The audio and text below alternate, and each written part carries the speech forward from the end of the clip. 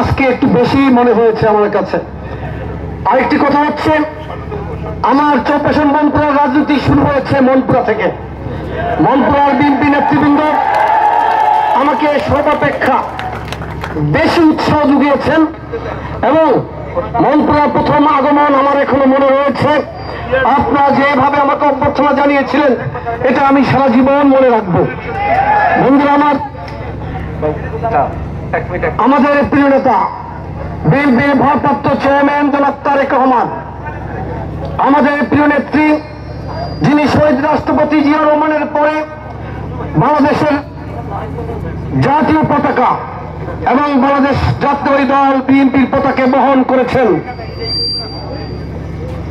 তারা আমাকে ধানের শীষের প্রতীক হাতে তুলে দিয়ে আপনাদের কাছে পাঠিয়েছেন। আমি এই জন্য শুকরিয়া আদায় করছি মহান রব্বুল আলামিনের, যিনি আমাকে আজকের এই অবস্থানে আসার জন্য রহমত করেছেন, দয়া করেছেন। কারণ আমি এক সময় মিছিলের পিছন থেকে রাজনীতি শুরু করেছি, সেই আমাকে রব্বুল আলামিন একটু একটু করে সামনে আসার যোগ্যতা দিয়েছেন এবং আজকে আপনাদের প্রতিনিধি হওয়ার সুযোগ করে দিয়েছেন।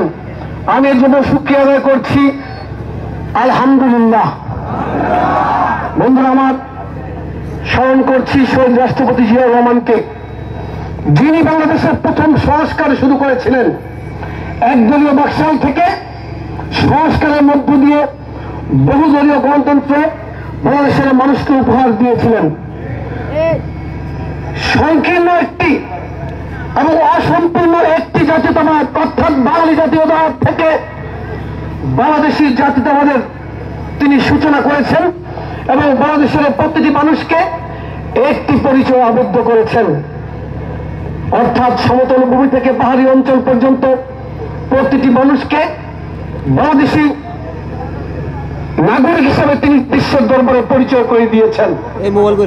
আমি শ্রদ্ধা জানাচ্ছি আমাদের প্রিয় নেত্রী দেশনেত্রী বেগম খালেদা জিয়াকে, যিনি গণতন্ত্রের জন্য সংগ্রাম করতে করতে গণতন্ত্রের সমর্থক শব্দে পরিণত হয়েছেন।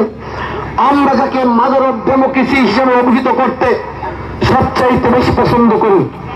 বন্ধুরা আমার, আমি সম্মান জানাচ্ছি আমার প্রিয় নেতা বিএনপি ভারপ্রাপ্ত চেয়ারম্যান জনাব তারেক রহমানের প্রতি, যিনি হাজার মাইল দূরে থেকেও গত 16 বছর বাংলাদেশে ফ্যাসিবাদ বিরোধী আন্দোলনের নেতৃত্ব দিয়েছিলেন, বিএনপিকে ঐক্যবদ্ধ রেখেছেন এবং বাংলাদেশের স্বাধীনতা সার্বভৌমত্বকে অক্ষুণ্ণ রাখার জন্য নিরন্তর সংগ্রাম করে যাচ্ছেন এখনো। যাকে সাথে নিয়ে আগামী দিনে বাংলাদেশে আমরা গণতন্ত্রের অভিষেক উদযাপন করার স্বপ্ন দেখি জনাব তারেক রহমানের প্রতি। বন্ধুরা আমার, ইতিমধ্যে আপনারা শুনেছেন বিএনপি তার দলীয় নমিনেশন প্রার্থীদের নাম ঘোষণা করেছে, যার মধ্যে ভোলাচার অর্থাৎ চৌপাশন মনপুরার প্রার্থী হিসেবে আমার নামও ঘোষণা করেছে। আপনাদের উপস্থিতি প্রমাণ করে আপনারা ঐক্যবদ্ধ হয়েছেন, খুশি হয়েছেন এবং আগামী নির্বাচনে ধানের শীষের প্রার্থীর পক্ষে কাজ করার জন্য ইতিমধ্যেই সংকল্প ব্যক্ত করেছেন। যেমনি ভাবে গত 32 বছর আপনারা ধানের শীষের প্রার্থীর পক্ষে ঐক্যবদ্ধ ছিলেন। গত 32 বছর আপনাদেরকে নেতৃত্ব দিয়েছিল বিএনপির সাবেক আন্তর্জাতিক বিষয়ক সম্পাদক, ডাকসুর সাবেক এজিএস, ছাত্রদলের সাবেক সাধারণ সম্পাদক, চৌপাশন মনপুরা থেকে 3 বার এমপি নাজিমউদ্দিন আলম। আপনারা নাজিমউদ্দিন আলম সাহেবের নেতৃত্ব ঐক্যবদ্ধ ছিলেন এবং আজকে যখন আমাকে আপনাদের সামনে ধানের শীষের প্রার্থী হিসাবে বিএনপি পাঠিয়েছে, আপনারা আজকে আবার আমার নেতৃত্ব ঐক্যবদ্ধ হয়েছেন। এটা প্রমাণ করে গত 16 বছর পর্যন্ত 32 বছর আপনারা বিএনপির নেতা কর্মী ছিলেন, এখনো বিএনপির নেতা কর্মী হিসেবে আপনারা আমার জন্য কাজ করে যাচ্ছেন এবং ঐক্যবদ্ধ হয়েছেন। অর্থাৎ আপনারা আলহাজ নাজিমউদ্দিন আলম সাহেবের নেতা কর্মীও নন, আপনারা আমিনুল ইসলাম নয়নের নেতা কর্মীও নন, আপনারা হচ্ছেন বিএনপি নেতা কর্মী, আপনারা হচ্ছেন শহীদ রাষ্ট্রপতি জিয়া রহমানের সৈনিক। দেশনেত্রী বেগম খালেদা জিয়ার সৈনিক, আপনি হচ্ছেন আমাদের প্রিয়তা বিএনপির ভারপ্রাপ্ত চেয়ারম্যান জনাব তারেক রহমানের সৈনিক। অর্থাৎ বিএনপি যখন যাকে মনোনয়ন দিবে, যাকে আপনাদের প্রতিনিধিত্ব করার সুযোগ দেবে, আপনারা তার সাথে ঐক্যবদ্ধ থাকবেন এবং এটাই হচ্ছে বিএনপির প্রতি আপনাদের অঙ্গীকার, এটাই হচ্ছে দেশপ্রেমের অংশ, এটাই হচ্ছে দলের প্রতি ভালোবাসা। বন্ধুরা আমার, প্রিয়কে জিজ্ঞেস করা হয়েছিল সর্বোচ্চ দেশপ্রেম কোনটি, তিনি বলেছিলেন আপনার প্রতি যে দায়িত্ব অর্পণ করা হয়েছে সেই দায়িত্বটুকু যদি আপনি নিষ্ঠার সাথে পালন করেন সেটাই হবে সর্বোচ্চ দেশপ্রেম।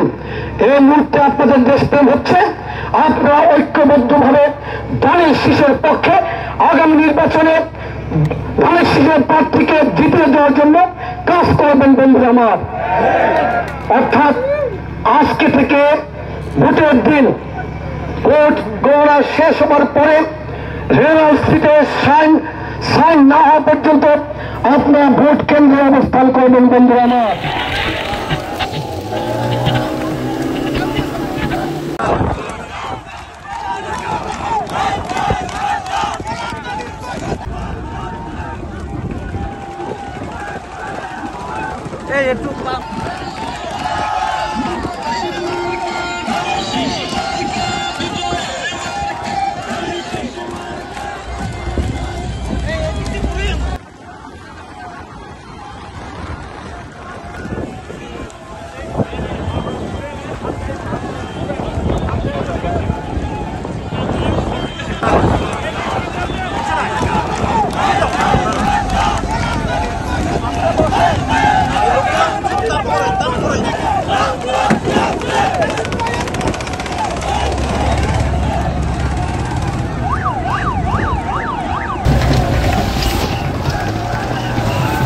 একটু মাথা করে দাও।